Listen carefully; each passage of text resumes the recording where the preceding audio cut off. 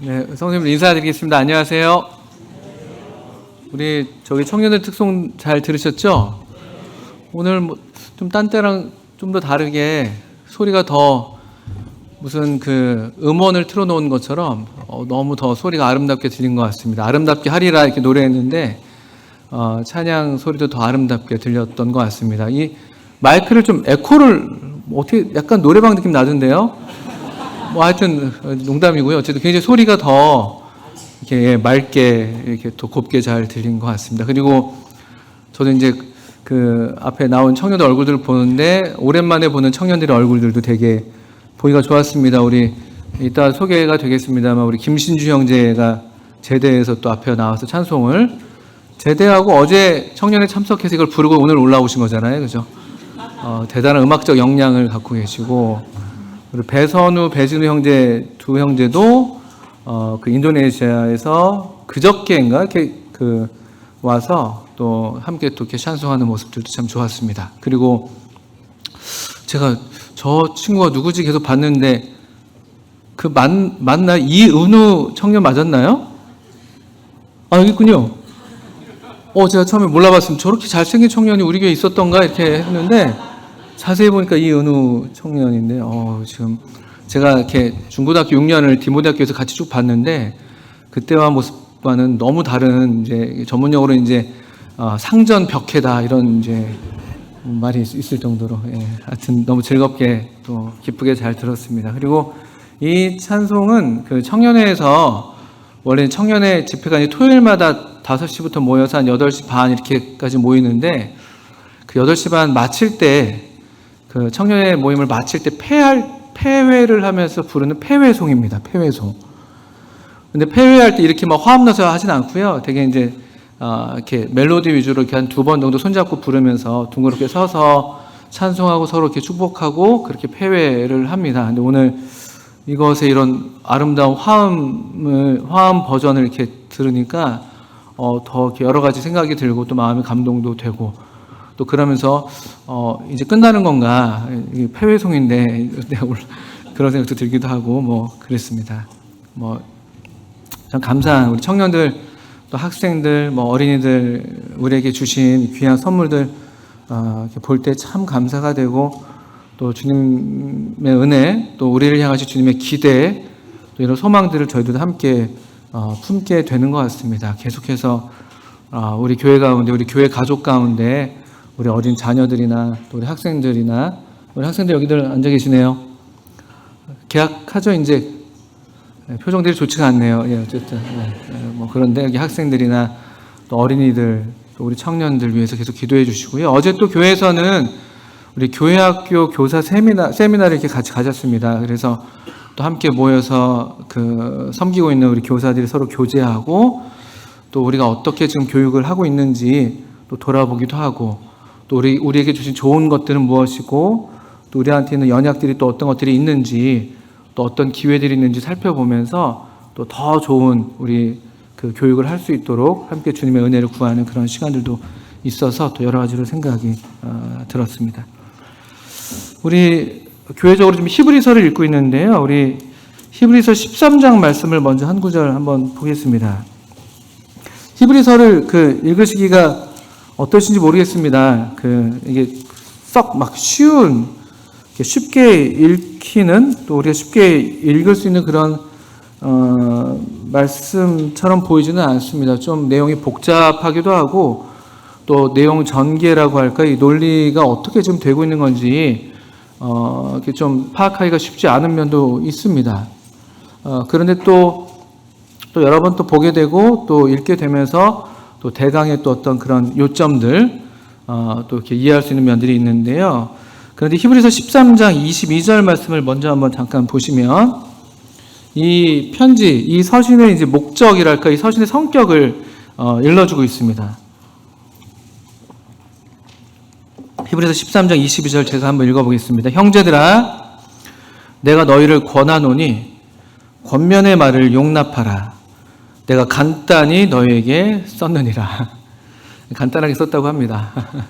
네, 13장으로 되어 있는데, 근데 이제 이 편지의 성격이 여기 보시면 권면의 말이라고 되어 있습니다. 권면의 말. 그러니까 사실 굉장히 많은 내용을 이렇게 포함하는 것 같고, 또 구약의 어떤 그런 중요한 주제들을 다루고 있기도 하고, 그래서 이게 어떤 뭐 신학 뭐 논문 같은, 또 어떤 교리를 이렇게 우리가 잘 설명하는 것 같은 그렇게 이제 이해하기가 쉬운데, 그런데 이 편지에 대해서, 이 성경에 대해서 이것은 이제 엄연한 편지라고 되어 있는 것이죠. 형제들아라고 부르면서 이 편지를 받아 읽는 사람들이 있는 것을 볼 수가 있고, 그리고 이 편지는 권면의 말이다 이렇게 되어 있습니다. 권면. 이 권면이라는 단어는 좀 이렇게 위로하고 또 격려하고 또 힘을 좀 북돋아주고, 또 필요하면 또 충고나 또 어떤 그 간구를 한다든지 권고를 한다든지 이런 것들이 다 포함되는 그런 단어입니다.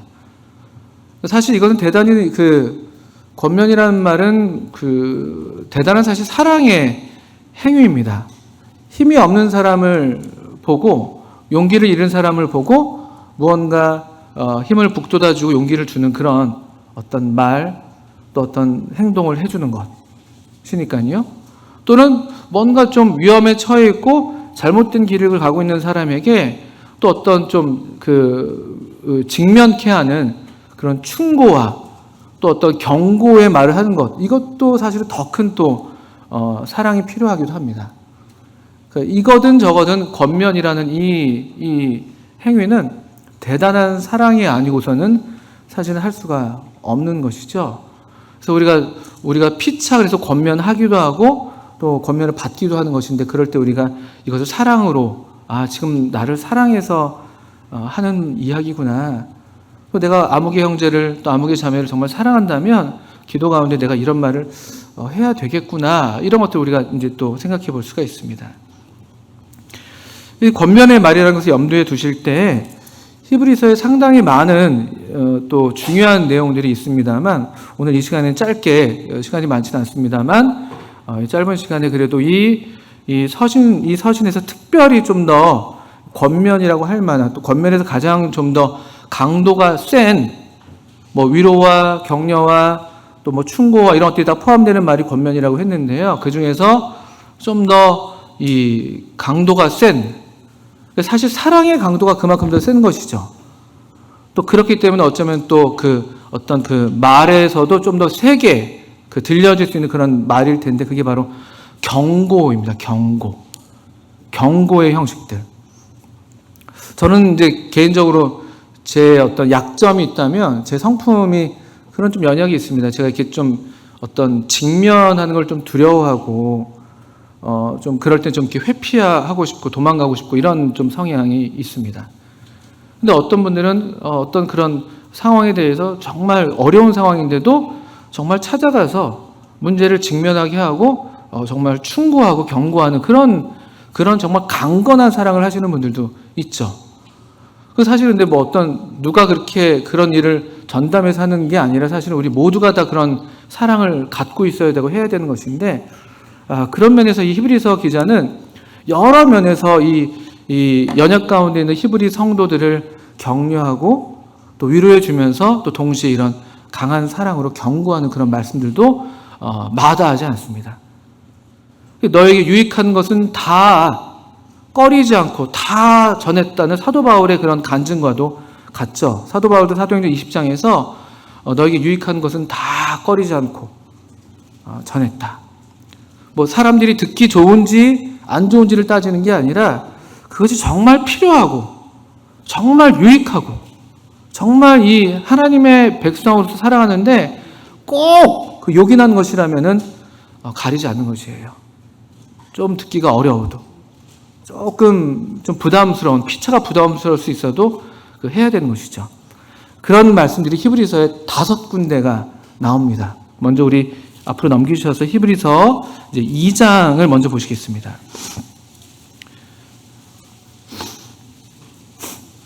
당시 이제 본문을 좀 들어가기 전에 앞서서 이 본문, 이 편지가 필요했던 이 히브리 성도들의 그 당시의 정황은 보통 이렇게 이해를 합니다. 전에도 한번 말씀드린 적이 있는데요. 이 편지 제목이 이렇게 보여주는 것처럼 편지 수신자들은 주로 히브리인들인 것입니다. 그러니까 유대인들. 우리 기독교 신앙이, 우리 예수님을 주와 구주로 고백하는 이 신앙이 예루살렘에서 시작이 됐습니다. 더 일찍에는 주님 그 생전에는 그 갈릴리로부터 시작된 그런 하나의 참 놀라운 하나님의 섭리였죠. 그래서 주로 첫째 대상이 됐던 것은 갈릴리든 예루살렘이 됐든 또 오순절에 예루살렘에 찾아왔던 그 유대인들이죠. 그 이방에 살고 있던 누군가가 됐든 간에 1차적인 대상은 유대인들이었어요. 또 사도 바울도 그의 이제 선교하는 모습을 보게 되면, 전도하는 모습을 보게 되면 대체로 항상 유대인의 회당을 먼저 찾아가죠. 유대인의 회당이 있으면 거기에 찾아가서 우리 주님도 회당에서 들어가셔서 안식일에 그 성경을 펴서 읽으시는 장면이 복음서에 또 기록이 되어 있고요. 그래서 우리 이 크리스찬들, 초기 크리스찬들의 많은 사람들이 유대인들이었다는 것들은 우리는 충분히 아셔야 됩니다. 우리가 지금 소위 이방인, 그러니까 유대인이 아닌 그 입장에서 그리스도인이 되어서 우리 많은 경우에 이제 우리가 이제 그런 입장에서, 이방인의 입장에서 좀 성경을 이해하고 또 성경을 이렇게 우리가 받는 면이 많이 큰데요. 이제 그것도 우리가 그런 입장이라 그렇지만, 그런데 이 성경의 주로 이 초기에 그 구성원들은 유대인이었던 것들 여러분도 아시면 좋습니다. 어쨌든 이 유대인 그리스도인들이에요.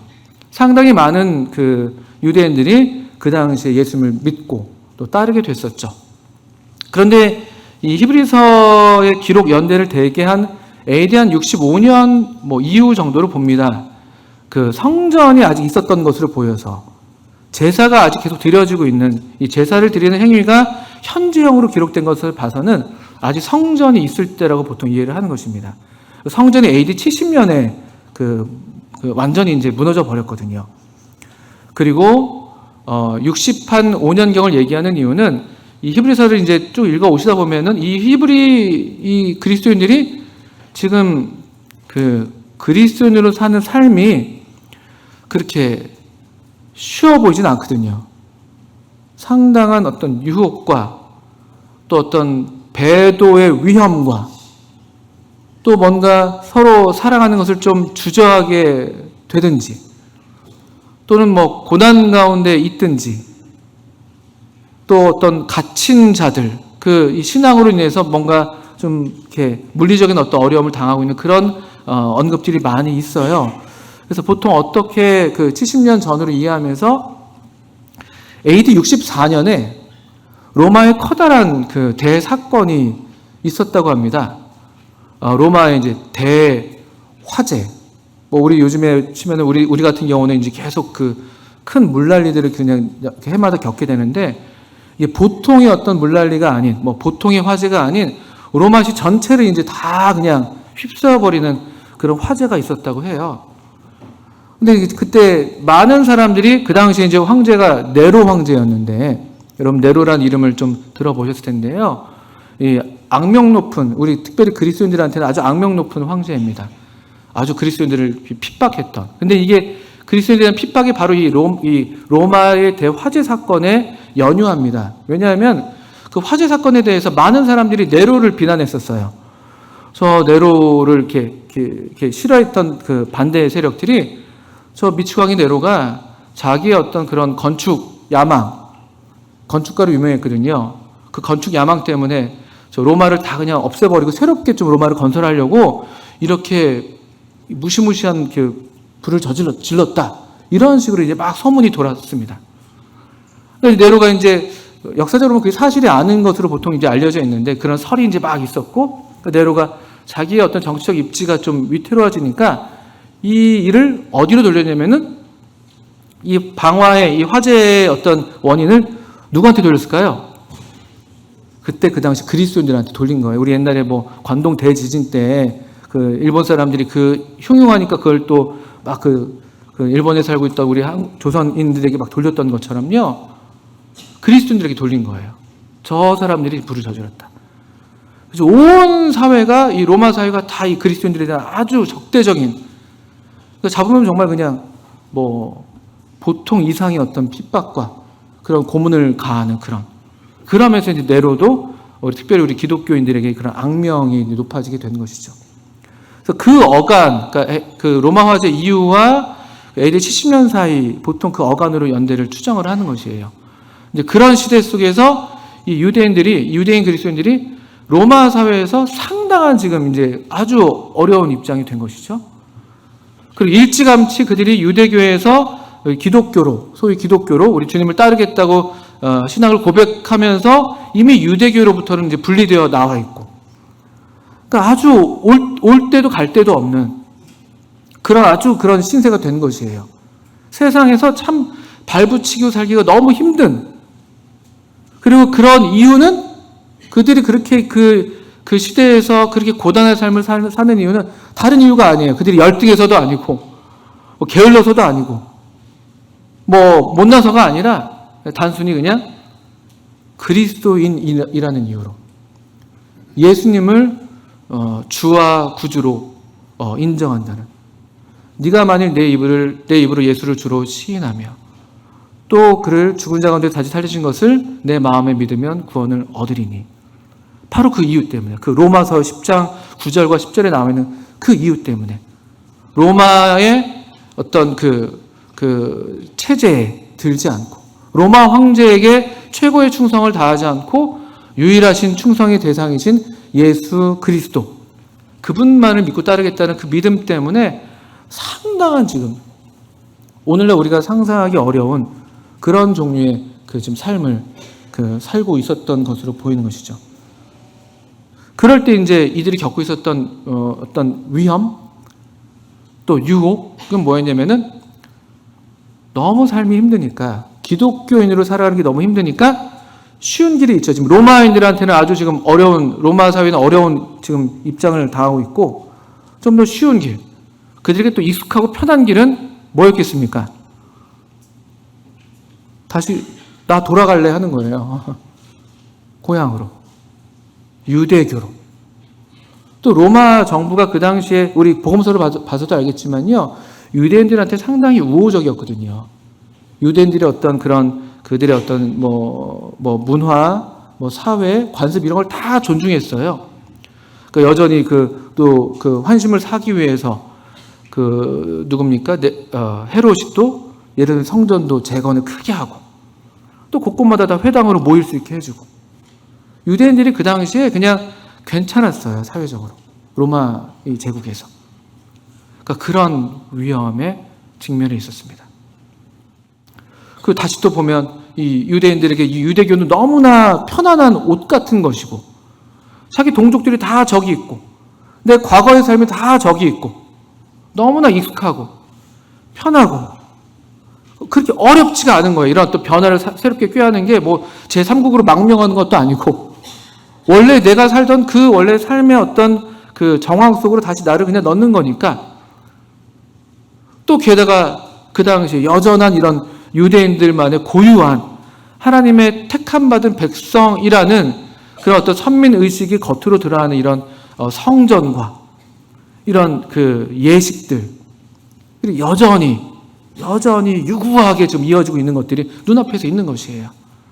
매일마다 성전에서 제사를 드려지는 그 연기가 피어오르고, 아주 장엄한 의복을 입은 제사장들이 다니고 있고, 사람들은 분주하게 성전을 들락날락하면서 재물을 갖다가 들락날락하고, 전에는 그것을 뒤로 하고 나왔는데 다시 보니까 좋아 보이는 거예요. 그리고 나도 저렇게 했었는데, 그리고 원래 우리 민족이 저렇게 사는 삶을 사는 사람들인데, 그런 유혹들이 있었던 것이죠. 그런 맥락에서 히브리서 전체는 그래서 유대교가 아닌 이 그리스도가 얼마나 정말 더 탁월하고 정말 더 믿을 만한가, 얼마나 더 우월하신가, 그런 것들을 전체적으로 논증하고 있는 그런 내용이 그래서 여기 들어가 있는 것입니다. 왜 이렇게 예수님이 천사보다도 뛰어나시고 모세보다도 뛰어나시고 여호수아는 안식을 주지 못했지만 우리 예수님은 안식을 주실 수가 있고, 더 좋은 제사장이시고 더 좋은 언약의 중보자가 되시고 더 좋은 제물이 되시고, 뭐 멜기세덱의 반차를 좇은 아론의 제사장 그 반열이 아닌 멜기세덱의 반차를 좇은 대제사장이시고, 뭐 이런 얘기들을 하는 이유가 이 유대교보다 그들이 지금 다시 기웃하고 있는 유대교보다 더 뛰어난, 더 아름답고 더 확실한 분이 바로 우리 예수님이다라는 걸 다시 한번 지금 재확인시켜주는 그런 이 목적에서 그런 말씀들이 좀 되고 있는 것입니다. 그리고 이제 2장 1절 보시면 이제 그런 맥락 가운데 경고들이 히브리서 전체 5군데 나오고 있는 것입니다. 2장 1절부터 한번 읽어보겠습니다. 그러므로 우리는 들은 것에 더욱 유념함으로 우리가 흘려 떠내려가지 않도록 함이 마땅하니라. 천사들을 통하여 하신 말씀이 견고하게 되어 모든 범죄함과 순종하지 아니함이 공정한 보응을 받았거든 우리가 이같이 큰 구원을 등한히 여기면 어찌 그 보응을 피하리요. 이 구원은 처음에 주로 말씀하신 바요 들은 자들이 우리에게 확증한 바니 하나님도 표적들과 기사들과 여러 가지 능력과 및 자기의 뜻을 따라 성령이 나누어 주신 것으로서 그들과 함께 증언하셨느니라. 그러므로라는 접속사로 이제 시작을 하고 있습니다. 2장 1절이요. 그러니까 1장의 말씀을 이어받아서 하는 말인데 1장에서는 바로 1장 14절 한번 그 앞에 바로 말씀 보시면 천사들에 대한 이야기를 했던 거거든요. 모든 천사들은 섬기는 영으로서 구원받을 상속자들을 위하여 섬기라고 보내심이 아니냐. 이렇게 하면서 그들이 이제 천사에 대한 숭배가 있었거든요. 또 천사를 통해서 주어진 말씀. 그게 무엇입니까? 이스라엘 백성들에게 천사를 통해서 주어진 말씀. 그게 율법이거든요. 신해산 율법. 그를 아주 최고의 권위로 여겼잖아요. 근데 1장에서는 그런 맥락 속에서 이 천사들을 통해서 주신 말씀이 아닌 그냥 모든 날 마지막, 이 모든 날 마지막에는 아들을 통해서 우리에게 말씀하셨다. 1장 2절에 나와 있는 말씀이에요. 아들을 통해서. 천사의 어떤 매개가 필요 없고 또 어떤 그런 뭐 다른 것들이 필요하지 않고 그냥 아들, 말씀이신 그분께서 직접 그냥 오셨다는 거예요. 그리고 그 천사, 또 천사를 통해서 주신 말씀, 이것들은 사실은 그거에 비하면 아무것도 아니라는 거죠. 그리고 오히려 천사들은 1장 14절 읽은 것처럼 예수님에 비할 것도 아니라는 거예요. 이 아들에 비할 것도 아니고 천사들은 구원받을 상속자들, 누굽니까? 우리예요, 우리. 우리를 위해서 수종들도록, 섬기도록 보내진 그런 피조물이라고 얘기하는 거예요. 그러니까 그런 어떤 유대인들이 중시하는 그런 율법, 나아가서는 오늘날로 말하자면 우리는 그런 어떤 율법에 대한 어떤 그런 이끌림이 크진 않으니까요. 뭔가 이 아들로서 우리에게 주어주신 이 복음 말씀, 이 구원의 말씀, 그것 외에 뭔가 더 있어야 되고 더 중요하게 뭔가 이렇게 주장되고 있는 그런 이론들, 그런 어떤 다른 교훈들, 이런 것들 필요 없다는 거예요. 그러니까 2장 1절을 보시면 들은 것에 더욱 유념해라. 첫 번째 이 경고에서 우리가 받을 수 있는 중요한 교훈입니다. 새로운 것 어떤 뭔가 특별하고 지금 내가 이 아드님을 통해서 성경을 통해서 배워가 들어왔던 말씀 그거 말고 뭔가 좀 새롭고 뭔가 좀 특별하고 뭔가 좀 자극적이고 그런 것 필요 없어요. 그냥 우리가 들어왔던 것. 이 하나님 말씀, 이 예수님을 통한 또 이 성경 말씀이 우리에게 안내해주는 이 예수님, 그 아들로서 이 마지막 때에 말씀하셨다고 하셨으니까 이 아드님으로 충분한 거예요. 아드님으로. 그러니까 들은 것에 유념해라. 유념한다는 것, 그 생각 속에다 잘 머물도록 해라. 여기에 관심을 집중하라는 거예요. 들은 것에. 요즘에 너무 많잖아요. 들을 것들이 너무 많잖아요. 너무 많아요. 유튜브에도 너무나 많고 뭐 여기저기 뭐 온갖 그런 매체들이 우리의 귀를 다 사로잡잖아요. 너무 그런 것에 대해서 부담 갖지 마세요. 들어야 할 것처럼 꼭 들어야만 될 것 같이 다 그렇게 얘기를 한단 말이에요. 너무 그런 것들에 귀 기울일 필요 없으세요. 우리가 들어온 것. 이 하나님 말씀. 여기서 뭐 들은 것이라는 건 사실은 그 당시 성경이 오늘날 우리처럼 보급되어 있지 않으니까 이 성경 말씀을 공적으로 읽고 모임에 공적으로 그 읽기를 했거든요. 그래서 디모데에게도 내가 올 때까지 읽는 것과 뭐 가르치는 것을 창념해라. 또 계시록에서도 이 예언의 말씀을 뭐 듣는 자와 읽는 자와 그 가운데 기록한 것을 다 지키는 자가 복이 있다. 듣는 것을 먼저 얘기하거든요. 믿음이 들음에서 난다고 할 때 그것이 물론 귀로 듣는 그 들음이지만 하나님 말씀을 가리키는 거예요. 그때는 듣는 걸 통해서 하나님 말씀이 왔으니까. 이 성경 말씀 여기에 유념하셔야 돼요. 어느 때보다 더 너무 많으니까. 귀에 너무 우리 꽂지 않고 살면 좋겠어요. 요즘은 다 귀에다 뭐 이렇게 선 있는 것도 꽂고 선 없는 것도 꽂고 그러잖아요. 뭐 이렇게 좋은 것들도 이렇게 유익한 것들을 들을 건 있겠지만 지나치게 오히려 그런 걸 들으면서 정작 우리가 들어왔던 또 우리가 들어야 될 정말 또 읽어야 될 하나님 말씀 여기에 우리가 유념하지 않는다면 2장 1절에 나온 것처럼 우리가 흘러 떠내려가지 않도록 함이 마땅하다. 그러면 자칫하면 흘러 떠내려갈 수 있는 그런 위험이 있다는 거예요. 이 풍조가 있어요. 풍조가. 세상 풍조도 있고 또 교훈의 풍조도 있어요. 시대마다 어떤 특정한 교리들이 불필요하게 부각돼서 마치 그것만이 전부인 것처럼 되는 그런 경향들도 있고요. 그렇게 떠내려갈 필요가 없어요. 그냥 우리가 들은 것에 유념하는 것. 2장 3절의 중반부 이후에 보시게 되면 이 구원은 우리가 받은 이 구원이 큰 구원인데 이같이 큰 구원인데 왜 이게 큰 구원이냐? 이 구원이 처음에 주로 말씀하신 바요 들은 자들이 우리에게 확증한 바고 하나님도 표적들과 기사들과 여러 가지 능력과 자기의 뜻을 따라 성령이 나눠주신 것으로서 그들과 함께 증언했다. 이것이 큰 구원인 이유는 우리에게 오는 그런 유익이 크기 때문에 그렇기도 하지만 이 구원이 아드님께서 직접 처음에 주님으로 말미암아 말씀하신 바고 전해진 바고 또 그 자신 말씀이신 그분께서 이 마지막 때에 우리에게 또 말씀하신 바로 그 구원 말씀이기 때문에 큰 구원이 되는 거예요. 그래서 이 예수님 아드님 말고 더 큰 건 없는 것입니다. 그러니까 이 히브리서는 계속 우리로 예수님에 대해서 3장 같은 데서는 우리의 믿는 도리의 사도시며 대제사장이신 예수를 깊이 생각하라. 이런 맥락들이 다 교훈들이 다 맥락을 같이 하죠. 두 번째 경고는 3장에 나옵니다. 3장 7절부터 꽤 길게 두 번째 경고의 말씀이 나오는데요. 이 경고는 저는 읽을 때마다 너무 제 마음에서 이렇게 새겨지는 그런 경고인데 한번 우리 3장 7절 여기 이 3장 본문 3장과 4장 이 경고의 본문에서 반복되는 그런 중요한 말씀이 있거든요. 3장 7절 그러므로 성령이 이르신 바와 같이 오늘 너희가 그의 음성을 듣거든 광야에서 시험하던 날에 거역하던 것 같이 너희 마음을 완고하게 하지 말라.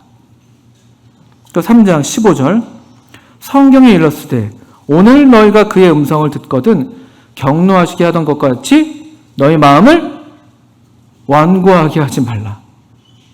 4장 7절 오랜 후에 다윗의 글에 다시 어느 날을 정하여 오늘이라고 미리 이같이 일렀으되 오늘 너희가 그의 음성을 듣거든 너희 마음을 완고하게 하지 말라. 이 본문 요 단락 안에서는 이 말씀이 3번이나 반복이 됩니다. 뭡니까? 오늘 너희가 그의 음성을 듣거든 너희 마음을 완고하게 하지 말라. 여기 놀라운 진리가 여기 담겨 있습니다. 첫 번째는 뭐냐면 오늘 너희가 그의 음성을 듣거든. 이 아들로서 말씀하신 아들을 통해서 우리에게 말씀하신 말씀이신 이 하나님은요. 말씀은 오늘도 오늘 말씀하세요. 오늘. 이게 참 놀라운 일입니다. 오늘 말씀하십니다. 오늘. 어제의 말씀은 어제로 가는 거예요. 오늘 말씀이에요. 오늘 말씀. 오늘 너희가 그의 음성을 듣거든. 우리에게 날마다 하나님께서 주시는 새로운 기회이고 새로운 은혜인 것이죠. 오늘. 이 하나님의 은혜가 여기 있습니다. 오늘 너희가 그의 음성을 듣거든.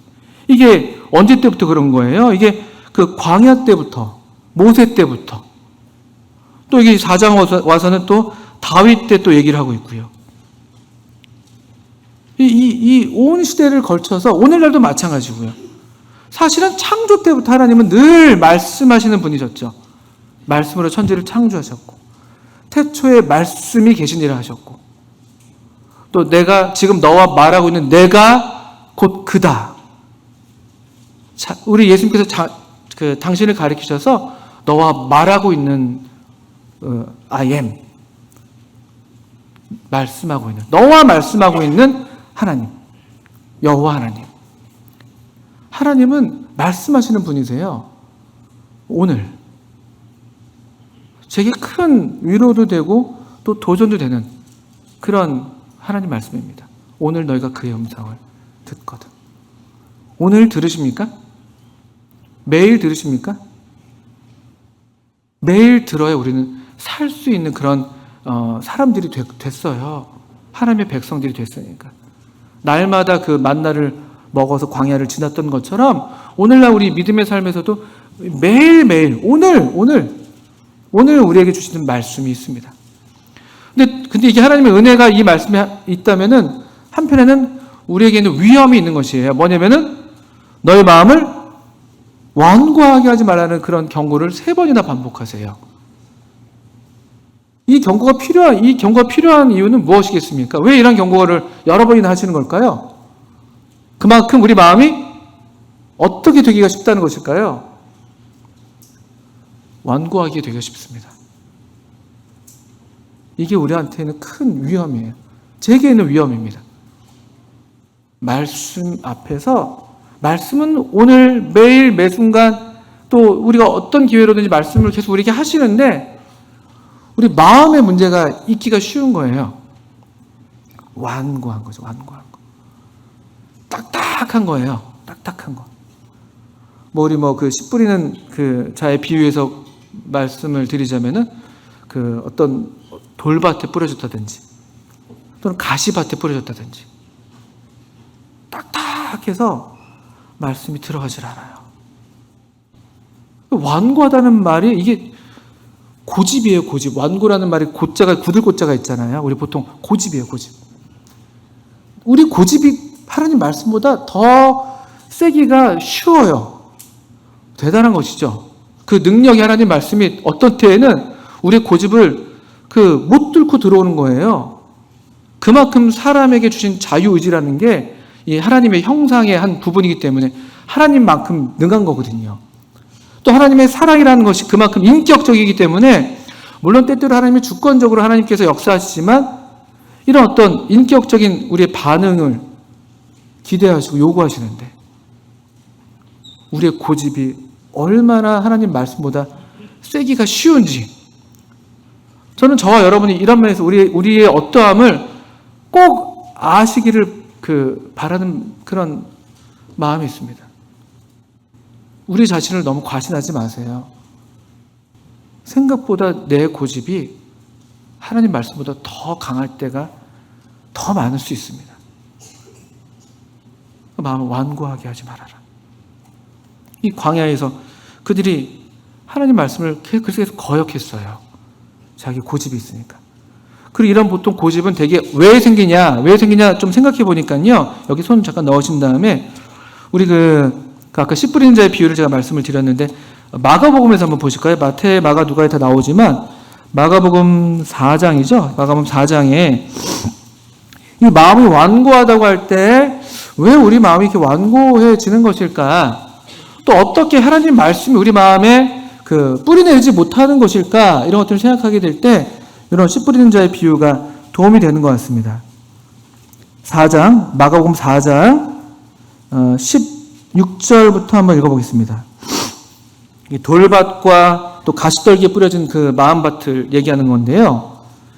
16절부터 또 이와 같이 돌밭에 뿌려졌다는 것은 이들을 가리킴이니 곧 말씀을 들을 때 즉시 기쁨으로 받으나 그 속에 뿌리가 없어 잠깐 견디다가 말씀으로 인하여 환난이나 박해가 일어나는 때에는 곧 넘어지는 자요. 아마 이 히브리서 성도들이 이런 위험에 좀 있었던 것 같죠. 환란이나 박해가 오니까 그전에는 하나님을 기쁘게 좀 따르고 참 충성스럽게 섬겨왔는데 흔들리는 거예요. 흔들리는 거죠. 우리도 그럴 수 있어요. 우리에게 이런 물리적인 박해나 환란이 크지 않다 할지라도요. 이건 뭐냐면 이쪽에 우리 자기 보호 본능이죠. 나 고생하기 싫은데 나 예수 믿는 건 괜찮은데 이게 나한테 그냥 나를 너무 불편하게 하지만 않는다면 난 괜찮아. 나 원래 내가 살아온 삶 그냥 살던 대로 살고 거기에 예수님도 믿고 뭐 좋은 사람들도 만나고 뭐 좀 이렇게 좀 선해지는 것 같고 또 죽어서도 천국 간다고 하니까 이 정도는 괜찮은데 나 예수님 믿는 것 때문에 뭔가 나한테 변화를 요구한다든지 나를 좀 불편하게 한다든지 내 자존심을 좀 이렇게 내려놔야 한다든지 내 어떤 좀 좋아하는 기호를 포기해야 한다고 한다면은 난 좀 재고해 봐야 되겠어. 아마 이런 형태로 오늘날 우리에게 있을 수 있습니다. 환란이나 박해가 그런 식으로 우리의 자아를 좀 불편하게 하는 마음이 완고한 거예요. 하나님 말씀이 들리는데도 그 내 어떤 자아가 말씀을 튕겨내는 거죠. 또 다른 면에서는 이 가시떨기의 비유가 그런데요. 18절 이후에 보시게 되면 또 어떤 이는 가시떨기에 뿌려진 자니 이들은 말씀을 듣기는 하되 세상의 염려와 재물의 유혹과 기타 욕심이 들어와 말씀을 막아 결실하지 못하는 경우들. 세상의 염려. 예수님 믿는 건 참 좋은 것 같은데 이거 이렇게 해서 내 삶이 지금 어떻게 괜찮은 걸까? 혹시 뭐 좀 이렇게 손해보는 건 없는 걸까? 이거는 뭐 남녀노소를 막론하고 다 이런 염려의 문제는 보통 문제가 아닙니다. 뭐 학생들 같은 경우는 이제 학업에 대한 염려가 커서 진로에 대한 염려가 너무 커서 하나님 말씀이 안 들어올 때 있어요. 청년들도 그렇고. 염려. 또 재물의 유혹. 예수 믿어서 뭐 돈이 나와 쌀이 나와. 그런 얘기도 많이 하잖아요. 더 일해야 되는데. 이 시간도 일을 해도 자기 개발해야 되는데. 이런 것들이에요. 이게 다 우리 마음을 완고하게 하는 그런 것들인 것 같아요. 기타 욕심들, 여러 욕심들만. 하나님 말씀, 오늘 너희가 그의 음성을 듣거든 말씀이 들리는데, 음성이 들리는데도 우리 마음이 완고해지는 그런 위험이 있습니다. 얼마나 이게 우리의 모습이에요. 얼마나 기도가 필요합니까? 그래서 얼마나 주님의 도우심이 필요해요. 저는 이 말씀을 볼 때마다 이런 질문이 생기는 거예요. 어떻게 하면 그럼 난 좋은 땅이 될 수가 있는 거지? 땅은 결정되어 있는 건가? 이건 그런 건 같지는 않죠. 그냥 그런 현상에 대해서 말씀에 대한 다양한 반응에 대한 그 설명을 비유를 들어서 하셨다면요. 이런 말씀을 들을 때 우리 좋은 땅이 되기를 우리가 기도해야 되는 것이죠. 주님, 제 마음이 좋은 밭이 되게 해주세요. 제 마음을 기경해 주세요. 제 마음을 좀 새롭게 해주세요. 제 마음이 너무 딱딱합니다. 너무 제가 여기저기 이 마음들이 다 가서 너무 산란합니다. 너무 염려로, 너무 욕심으로, 유혹으로, 내 즐거움으로. 하나님 말씀이 너무 멀어져 있습니다. 말씀이 잘 안 들려요. 하나님 도와주세요. 그런 기도들 우리 해야 되는 것이죠. 그리고 그런 말씀을 막는 어떤 것들이 발견된다면 우리가 그런 것들에서 어떤 조치를 취하셔야 될 거예요. 저도 그렇고. 뭔가 하셔야 될 겁니다. 뭔가를 하셔야 될 거예요. 변화를 하셔야 될 겁니다. 염려에 대한 부분, 또 재물의 유혹에 대한 부분, 또 기타 다른 욕심에 대한 부분, 또는 뭐 환란이나 박해에 대한 부분들이 있다면 뭔가 우리 또 해야 될 거예요. 하나님의 은혜를 구하면서. 이런 경고가 3장에 주어져 있습니다. 그리고 여기 3장에 시간이 많이 안 남았네요. 3장이 오늘이라는 오늘 하나님께서 우리에게 말씀하실 때에 우리 마음을 완고하게 하지 말라는 이런 경고의 말씀, 더불어서 3장 다시 돌아오시면 히브리서 3장 14절입니다. 3장 12, 13절 한번 읽어볼게요. 히브리서 3장 또 12, 13절. 형제들아, 너희는 삼가 혹 너희 중에 누가 믿지 아니하는 악한 마음을 품고 살아계신 하나님께서에게서 떨어질까 조심할 것이요.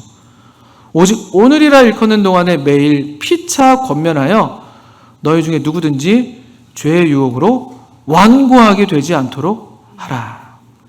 우리가 시작할 때 확신한 것을 끝까지 견고히 잡고 있으면 그리스도와 함께 참여한 자가 되리라. 여기 12절을 다시 보시면 너희 중에 누가 믿지 아니하는 악한 마음. 여러분 우리 성도님들이 우리가 무슨 악한 마음이 있겠습니까? 다 선하시잖아요. 우리 아까 인사들 나누셨는데 얼굴에서 선의를 보셨잖아요. 다 우리가 이 사람이 악한 마음을 품고 있다고 생각하면 우리가 그렇게 인사 못 하잖아요. 우리 대체로 다 그냥 그렇게 다 우리가 서로를 기쁘게 여기고 있습니다. 근데 성경에서 이 말씀은 좀 우리가 주목할 말씀이에요.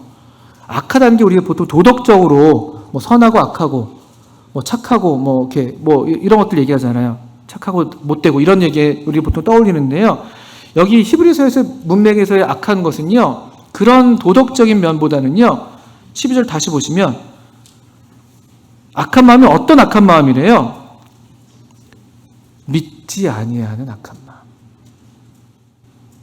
믿지 않는 게 악한 거예요. 이 하나님 말씀이 오늘 들려지고 있는데 여전히 하나님 말씀 믿지 않는 거예요. 아까 그 완고한 마음. 그게 악한 거예요, 그게. 그거를 경계를 하는 거예요. 그렇게 하면은 자칫하다 그렇게 되면 하나님께로부터 우리가 떨어질까 조심할 것이 떨어져 나갈 수 있다는 거예요. 여기 떨어질까라는 단어에서 배도라는 단어가 나오는 겁니다. 배도. 아예 하나님을 이제 완전히 등지는. 처음에 한번 빛을 봤다가 우리 이제 히브리서에서 그런 경고의 말씀들이 또 중간중간 나오잖아요. 6장 뭐 또 12장 이런 데 나올 텐데요. 그런 배도의 위험이 여기서 시작되는 거예요. 하나님 말씀을 믿지 않아요. 그게 악한 마음이라는 거예요. 그게 완고한 마음이니까. 말씀보다 나를 더 앞세우는 거니까. 말씀보다 나를 더 앞세우니까 그게 악한 마음이 되니까 악한 거예요. 그러니까 그렇게 악한 거예요. 그래서 믿지 않는 게. 그거 조심하라고 되어 있습니다. 누구도 장담 못해요. 이 말씀은 사랑하는 형제들에게 여기 12절 형제들아요. 형제들아. 누구도 장담할 수 없습니다. 이게 구원을 잃어버릴 수 있다 이런 말씀을 드리는 게 아니라 우리가 정말 이 끝까지 믿음의 경주를 누구도 장담할 수 없다는 거예요. 하나님 말씀에 우리가 이게 창념하지 않고 또 들은 것에 우리가 더욱 유념하지 않고 또 주님을 생각하지 않고 또 하나님 말씀을 우리가 들릴 때 마음을 완고하게 한다면 우리도 내 믿음의 경주가 믿음의 삶이 끝까지 잘 달릴 거라고 누구도 장담할 수 없다는 그런 경고의 말씀이 되는 것입니다. 또 그러니까 13절 보시면 오늘 개인적으로 오늘이라는 그런 이 시간 안에서 하나님 우리에게 말씀하시고 우리는 완고한 마음을 갖지 않고 말씀을 잘 받아야 된다면 또 13절에 오늘 우리가 해야 될 일이 있는 거예요. 오직 오늘이라 일컫는 동안에 매일 피차 권면하여 너희 중에 누구든지 죄의 유혹으로 완고하게 되지 않도록 하라. 여기 완고함에 대한 단어가 여기 나오네요. 또 죄의 유혹으로 완고하게 된다고. 그러니까 그렇게 되지 않도록 오늘이라 일컫는 동안에 매일 서로 권면해라. 이게 이 히브리 이 서를 받고 있었던 그 시대에 살고 있었던 성도들에게 필요한 말씀이고 오늘날 우리에게도 필요한 말씀이에요. 피차 권면이 필요합니다. 때때로 우리가 오늘 내게 주신 말씀을 놓칠 때도 있잖아요. 내가 개인적으로. 근데 다행히 어떤 아무개 형제님이 내게 카톡으로 어떤 말씀을 보내주시네. 또는 어떤 때는 전화로 오셔서 또는 우리 어떤 그런 모임이 있을 때 서로 피차 권면하는 구역 집회 모였을 때 청년회 학생회 모였을 때 하나님 말씀으로 서로 권면하는 거예요. 권면. 아까 그 권면의 말. 위로도 해주고 격려도 해주고 힘도 이렇게 주고 때때로 충고도 해주고 경고도 해줘야 되고 책망도 해야 되고 이 오늘이라 일컫는 동안에 우리가 해야 할 그런 중요한 우리 믿음의 삶을 살아가는데 아주 중요한 그런 사랑의 또 실천이 되는 것입니다. 이 3장의 말씀 아주 중요합니다. 시간이 많지 않은데요. 6장 말씀 한 군데만 더 보겠습니다. 같은 맥락이라서 6장의 세 번째, 5장 11절부터 6장의 쭉 그 세 번째 이제 경고의 말씀이 여기 나와 있는 것인데요. 11절부터 보시면 5장 11절 먼저 보겠습니다. 이제 그 더 우월하신 하늘에 속한 대제사장, 별다른 한 대제사장인 예수님을 얘기하면서 멜기세덱을 얘기하죠. 멜기세덱에 관한 5장 11절. 우리가 할 말이 많으나 너희가 어떻게 되어 있습니까? 듣는 것이 둔함으로 설명하기 어렵다. 이것도 우리에게는 큰 위협이에요. 듣는 것이 둔하다. 저와 여러분이 겪고 있는 문제이기도 합니다. 말씀을 듣는데, 이게 같은 맥락이라도요, 말씀을 듣는데 그게 말씀에 대해서 좀 이렇게 좀 민감성이 좀 떨어지는, 감수성이 떨어지는 그런 이제 현상들. 이게 위험한 징조예요. 말씀이 전같이 들리지가 않고 듣는 것이 둔해지는 거예요. 저는 참 말씀이, 물론 전하는 저의 문제도 있겠습니다만, 말씀이 참 달게 받아졌는데, 언제부터 그냥 시큰둥해주고, 핸드폰 그냥 만지작만지작하고, 지금 여러분이 그렇다는 거 아닙니다. 듣는 것이 둔하고, 이렇게 그냥, 좋은 말이지 그게 마음에 와닿지 않는 거죠. 아까 그 좋은 땅에 뿌려졌다는 거는 말씀을 듣고 마음에 잘 간직하는 거거든요. 깨달아서. 이 듣는 것이 둔한 게 또 우리에게 큰 위협이에요. 이런 것들을 가볍게 여기시면 안 됩니다. 하나님 말씀에 대해서 가볍게 여기시면 안 돼요. 개인적으로 말씀을 읽는 것도 그렇고, 하나님 말씀을 공적으로 이렇게 증거될 때 듣는 것도 그렇고요. 유튜브로 듣는 것에는 안 듣는 것보다는 낫지만 그래도 한계가 있어요. 왜냐하면 주님께서는 두세 사람이 내 이름으로 모인 곳에 내가 그들이 함께 한다는 특별한 어떤 그런 임재의 축복을 약속하셨거든요. 우리가 함께 주님의 이름 모일 때. 듣는 것이 둔해지면 안 돼요. 이거 참 두려운 일입니다. 큰일 날 일이 되는 거예요. 하나님 말씀을 좀 가볍게 여기고, 말씀 시간을 좀 가볍게 여기고, 이거는 생각보다 사실은 그렇게 작은 문제가 아니에요. 내가 교회 왔고 예배 드리니까, 예배가 우리 삶에서 중요하다고 하니까 예배의 중심을 두는 건 참 우리가 잘하는 것인데, 예배를 드리고 왜 많이들 가세요? 여러 모양으로 다른 또 사정들이 있으시겠지만, 오히려 예배 시간에 이어서 말씀 시간까지 우리가 그게 한 세트거든요. 한 세트. 그러니까 우리가 예배 끝나고 말씀 시간 사이에 우리가 다른 걸 웬만하면 안 하려고 했던 것도 그런 이유잖아요. 하나의 세트가 하나의 흐름이에요. 주님이 우리 함께 하시고, 예배 가운데 우리 함께 하시고, 또 말씀 가운데 우리 함께 하시고, 또 그래서 성령이 교회에게 하시는 말씀을 해주실 때, 오늘 그럴 때 또 계시록에서 말씀하시잖아요. 귀 있는 자는, 귀 없는 사람이 어디 있습니까? 그게 이런 거예요. 귀 있는 자, 듣는 것이 둔하지 않은 사람들, 들으려고 귀를 기울이는 사람들, 그런 사람들, 성령이 교회에게 하시는 말씀을 들을지어다. 저는 우리가 이렇게 히브리서 말씀을 잘 읽어가고 계시는데요, 이런 말씀들을 이렇게 믿음으로 받으시고 순종하신다면 우리가 이 히브리 성도들이 겪었던 위협 이상을 우리가 겪고 있을 텐데, 능히 넉넉히 우리도 이 믿음의 경주에서 탈선하지 않고 끝까지 갈 수 있습니다. 끝까지 갈 수 있습니다.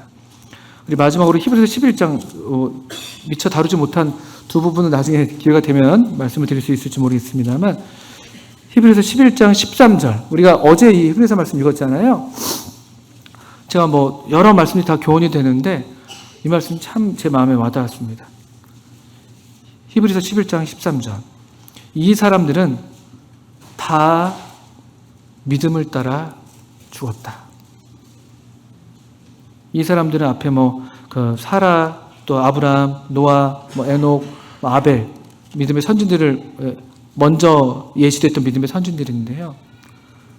제가 참 마음에 와닿았던 게, 다 믿음을 따라 죽었다. 다 죽었다는 데가 강조가 있는 게 아니에요. 한 번 죽는 건 다 사람에게 정해진 거니까. 근데 믿음을 따라 죽었다. 우리가 이번 주에도 지난 주에도 성도의 그 존귀한 그 죽음을 우리가 봤죠. 또 우리가 다 이 삶을 믿음의 어떤 이 삶을 살면서 이 삶의 어떤 경주를 하고 있는 것이잖아요. 생각하는 거예요.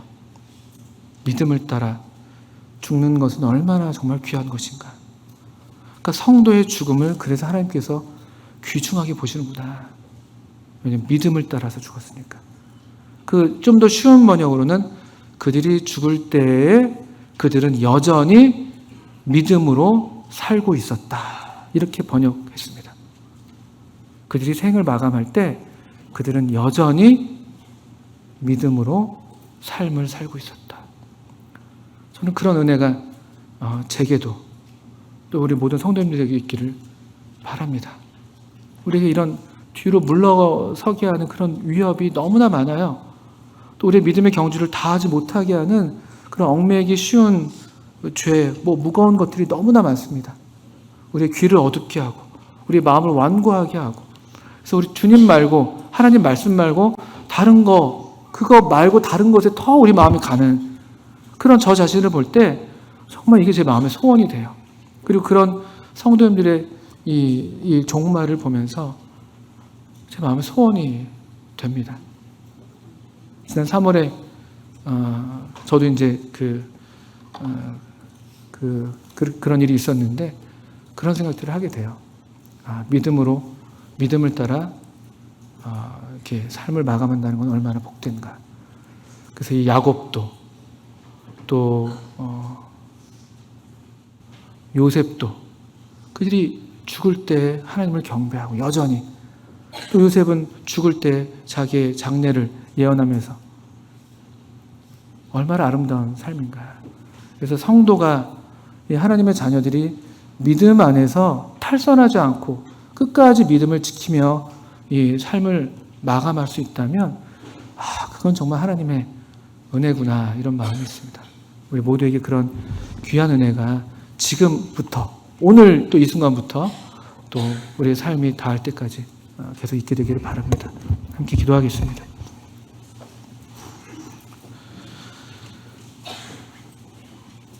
하나님 아버지, 우리에게 이 하나님의 말씀을 주셔서 참 감사합니다. 이 말씀이 없으면 우리가 빛을 잃어버리고 우리 자신의 어떠함을 알지도 못하고 또 이 빛 되신 주님을 또 알지도 못해서 우리의 삶이 참 방황하고 또 참 이 어둠 가운데 지냈어야 됐는데, 이 귀한 하나님 말씀 주셔서 우리를 생명의 빛을 얻게 하시고 또 생명의 빛을 따라 살게 하셔서 감사합니다. 주님, 우리 모든 성도님들 도와주셔서 또 저와 우리 성도님들 도우셔서 우리 마음을 부드럽게 해주시고 또 오늘 날마다 우리에게 주시는 하나님 말씀이 우리 마음에 잘 심겨지게 하셔서 우리가 이 믿음의 이 삶을 끝까지 잘 경주할 수 있도록, 또 함께 우리가 그렇게 이 삶을 다할 수 있도록 은혜를 베풀어 주기를 기도합니다. 모든 기도와 간구를 예수님의 이름으로 아버지 하나님께 기도합니다. 아멘.